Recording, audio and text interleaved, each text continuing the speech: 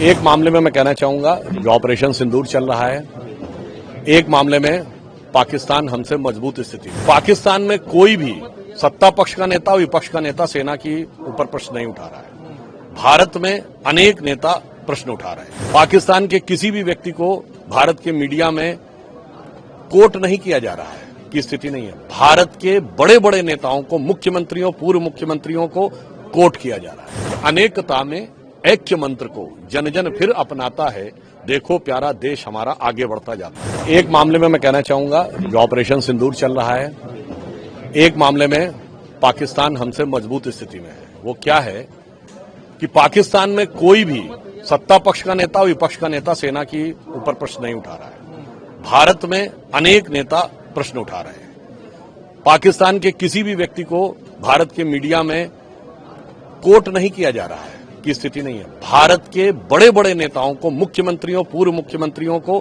Coat किया जा रहा है।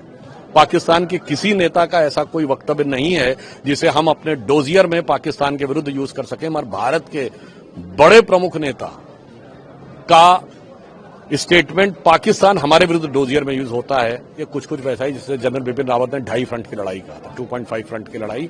तो मुझे लगता है देश को सब तरफ से चौकन्ना होने की जरूरत है। आज का जो समय है, मेरा मानना है दलगत राजनीति से ऊपर होकर सबको साथ में खड़े होकर आगे चलना चाहिए।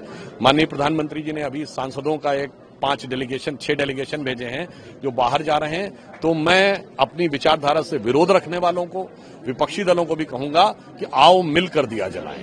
सर, उसमें कांग्रेस लेकिन नहीं कह रही कि क्या जरूरत है प्रतिनिधिमंडल भेजने की? एक बयान कांग्रेस की तरफ से आया। देखिए, वो तो तिरंगा यात्रा का भी विरोध कर रहे थे। जिन्हें हमास और हिजबुल्लाह के लिए निकलने वाली यात्राओं में सत्य और सहानुभूति दिखती थी, उन्हें भारत की सेना के शौर्य के लिए निकलने वाली तिरंगा यात्रा में राजनीति दिखती है। मुझे लगता है इस नजरिए की जरूरत है। और जहां तक ये बात है, प्रधानमंत्री जी ने उदारता दिखाई है। कांग्रेस के नेता शशि थरूर जी एक डेलीगेशन के लीडर हैं। जहां तक मैंने सुना है कि शायद सलमान खुर्शीद जी एक डेलीगेशन के लीडर। सभी विपक्षी दलों को, एनडीए के दलों को साथ में लेकर भारत की एकजुटता का एक प्रतिनिधित्व अंतर्राष्ट्रीय स्तर के ऊपर प्रधानमंत्री श्री नरेंद्र मोदी जी ने करने का प्रयास किया। शशि थरूर के मसले पर कांग्रेस में भी तोड़फाड़ देखने को मिल रही है कहीं न कहीं, क्योंकि तमाम चीजें जैसा कि आप जानते हैं शशि थरूर को लेकर हो रही है। शशि थरूर अपनी तरफ से जरूर, वो विदेश संबंधी संसदीय समिति के अध्यक्ष हैं और इसका पद कांग्रेस की अनुशंसा पर ही उनको मिला है। समझ में नहीं आता है कि वो अपने ही विदेश संबंधी समिति के अध्यक्ष। इसका मतलब कांग्रेस में अविश्वास और राजनीति इतना अधिक है कि वो भारत की सरकार, भारत की सेना के साथ साथ अपनी पार्टी के लोगों पर भी अविश्वास से ग्रस्त हैं।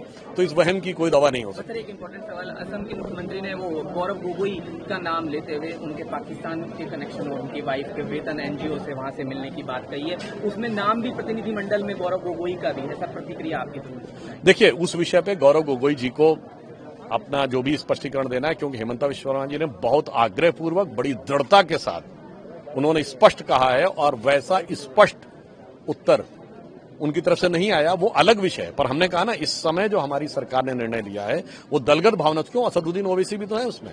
हमने ये नहीं देखा है कि कौन विरोध कर रहा। हमने कहा पूरे भारत का प्रतिनिधित्व होना चाहिए।